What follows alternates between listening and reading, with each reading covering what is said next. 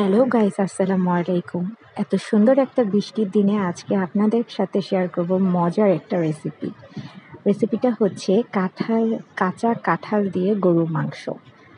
তো এইখানে হচ্ছে প্রেশার কুকারে গরুর মাংসটা আগে বসিয়ে দিব। তো তার জন্য হচ্ছে পেঁয়াজ কুচি দিয়ে নিলাম, গরুর মাংস পেঁয়াজ কুচি।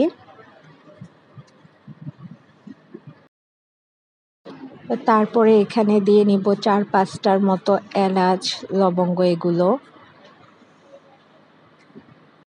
বাই দ্য ওয়ে, অনেকেই হয়তো জিজ্ঞেস করতে পারেন যে আমার চুলার পিছে বঁটি কেন? আমার মেয়ের জন্য এরকম উপরে উঠিয়ে রাখা হয় বঁটি।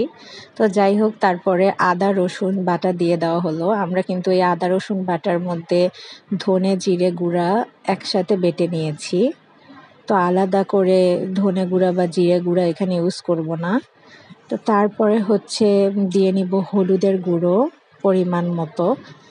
আমার মা এই রান্নাটা করছে, তো ওইভাবে পরিমাণ করে করেনি। আপনারা আপনাদের আন্দাজ মতো যেভাবে গরুর মাংস রান্না করেন ওভাবে দিয়ে নেবেন। তো তারপরে আমরা যেহেতু অনেক ঝাল খাই, তো হচ্ছে পুরো বাটি মরিচের গুঁড়াই দিয়ে দিলাম। যেহেতু এখানে কাঁঠালের দিয়ে রান্না হবে, তো একটু ঝাল ঝাল হলেই ভাল লাগবে। তো এই তো প্রায় 4 চামচের মতো হচ্ছে আমরা মরিচের গুঁড়া দিয়েছি। তো তারপরে তেল দিয়ে নিলাম অল্প করে। তেল দিয়ে তারপরে একটু পানি দিয়ে এটাকে হচ্ছে একটু মেখে আর প্রেশার কুকারে সিটি দিয়ে নিব।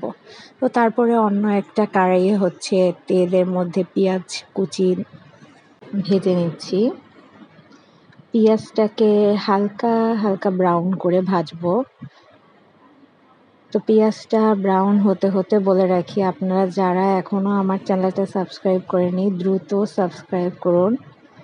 তো তারপরে পেঁয়াজ এরকম হালকা ব্রাউন হয়ে আসলে হচ্ছে আমি এখানে আদা রসুন বাটাটা দিয়ে নিব।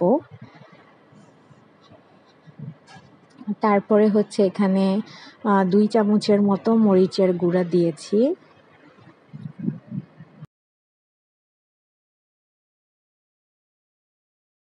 তারপর দিয়ে নিব 1 চা চামচের মতো হচ্ছে হলুদের গুঁড়া, আর দিয়ে দিব লবণ পরিমাণ মতো।